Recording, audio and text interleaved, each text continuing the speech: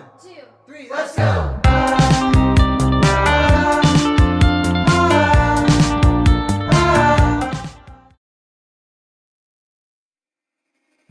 Hey guys, it's me Jocelyn. So today I'm going to be showing you a few newer type of transitions that I personally haven't seen used like tons yet. They're not like underground transitions or anything, or like brand new transitions by any matter, but I don't really know what to title this video. It's just kind of like some transitions to do, like if you're ever stuck or anything, which I know that was my last video, so I'm gonna have to figure out a title for this video. But yeah, let's just get started. So for the first transition, you're going to need 3 different pictures. Now go ahead and go on to Effects, Add Effect, and go on to Offset. Now tap on the Y, add 2 keyframes, one at the beginning, one at the end. And on the second one, go ahead and slide your photo like this, so it goes -700. Or if yours goes the opposite way, do it the opposite way. You just want it to be sliding up like this. Now I'm just going to go ahead and do my in-graph, and this is what it looks like so far. Now go into your second photo, add offset once again, go back onto the y-axis, add 2 keyframes, one at the beginning and one at the end, and this time on the first keyframe, make it +700, so now it's pushing down. You always want to do the opposite, and then go ahead and do your outgraph. So this is what you should have so far, just like this. I might adjust my graph a little bit. I'm not a huge fan of the way that it looks right now. Okay, that's better. Okay, so now go ahead, add on your second photo, add offset once again. Whoops. And then one at the beginning on Y and one at the end. And this time slide it +700 once again on the second keyframe, because it's going a slide up and then a slide down like really quickly. You could also do this with just like move and transform, but my phone has this thing where if I don't mirror my tiles, it makes it look really weird. So okay, so now this is what it looks like so far. So it's like going up and then it's going to go down again. So then go into your last photo and offset, go on to Y, add 2 keyframes, and on the first one just make it -700. Whoops, make it -700 once again, just like this, and then just do my outgraph. And yeah, this is the first slide up, slide down transition. That's kind of quick. If you wanted to make it look better, go ahead and go into Effects, Add Effect, and then go to Blur, then go to Directional Blur, and then just make the angle 90 degrees.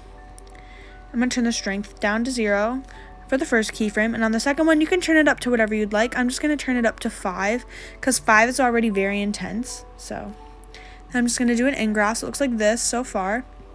Now I'm going to go back on to Directional Blur for my second photo, make the angle 90 degrees once again. I'm just going to make it, like I said, 5, and then I'm going to go ahead and do that like 0, you know what I mean? So it looks like this. And then I'm going to go ahead and add on Directional Blur once again. I'm going to set it to 0, the strength to 0 for this time. Then I'm going to just kind of go near the middle, like right here, add a keyframe, and then add a second one, and then turn it up to 5, just so it kind of shows for my second transition as well. I'm not too sure that motion blur will work with offset, so that's why I'm just adding directional blur. Now go into your last photo, and then basically just do the exact same thing. Once again, this is optional. You don't have to add blur if you don't feel like it, or if you don't like the look of it. I just like adding it because it looks better to me, but that's my opinion. So gonna go ahead and add my graph. Sorry, I just had a brain fart there. But yeah, this is the first slide up, slide down transition. I will show it to you. Whoops, I'm gonna go ahead and show you how it looks exported.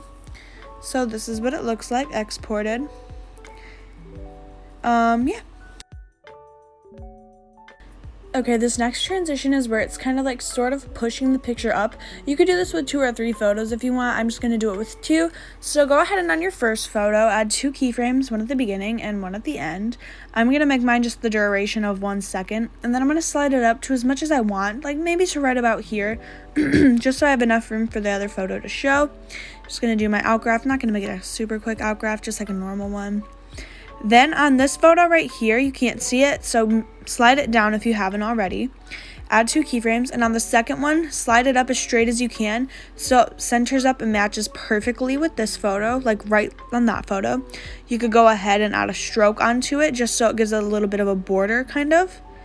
or you can just add a border, but you can't really see it, you know what I mean? So I'm just gonna add a shadow on, because shadows are what I like personally. So, and if you wanted to, you could always make a stroke or a shadow, like I just said. It's not that big of a difference. I just like to have it so you can kind of see, but on Video Star, it's different for me. I don't like it on Video Star, but you know, it's whatever. Then go ahead and I'll move and transform, make a graph. Just like a graph, so like kind of enough so you can't see any black right here. So yeah, this is what the transition looks like. It is super popular, and I honestly, it's one of my favorite transitions to use. If I'm ever like stuck or just like want like a good transition to use, it works for aesthetic edits, baddie edits. I feel like it works more for soft edits than baddie edits, but that's my personal opinion. I think I might have messed up the top photo here a little bit. Okay, yeah, so this is the final transition. Once again, add on motion blur if you like it. It'll definitely make it a lot smoother. I'll show you what it looks like exported.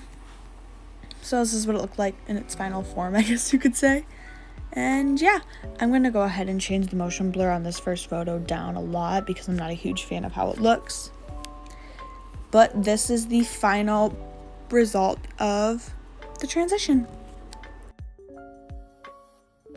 Okay, I want to start off this clip by saying if you hear someone snoring in the background, my dog is literally so tired and slumped right now. It's insane. He's taking a nap, so if you hear some snoring, that's what you hear. Okay, so this next transition is going to be a time slice. Yeah, it's called time slice. It's going to be a time slice transition, so go ahead and add on a square and zoom it in the screen all the way like this. Then go to color and fill, and then go to gradient. Now go ahead and drag the gradient so it's almost completely straight going up and down or sideways. It's kind of depending on what kind of transition you want to do. Then go to effects, add effect, go to blur, and then find mosaic and add that. You can make the size whatever you want. I like to zoom mine in a lot just so there's not a ton of like lines going down. I'm gonna make mine just 150. Then I'm gonna go ahead and split the like shape between both photos, so each photo has the equal amount of a shape. So then go on to effects, add effect, and add on distortion, or not distortion orb, add on displacement map, and then tap Y. Now add 2 keyframes, and on the second one, slide it down to maybe 600. It depends on how far you want the photo to slide down. I think 600 is good enough. That's just my opinion though. You could slide it more, you could slide it less. So this is what it looks like so far. Now go ahead and go on to your second rectangle. Add displacement map once again. Make sure to tap invert. Go on to Y, add 2 keyframes, and on the second one, make it negative 600 this time. Or negative whatever number you had the first time, and then do an outgraph. So as you can see, this is a kind of like slide down time slice transition. You can literally never go wrong with a time slice. They're really good in baddie and softy edits and aesthetic edits as well. Like it literally can be used for anything. So this is what the transition will look like when it is exported.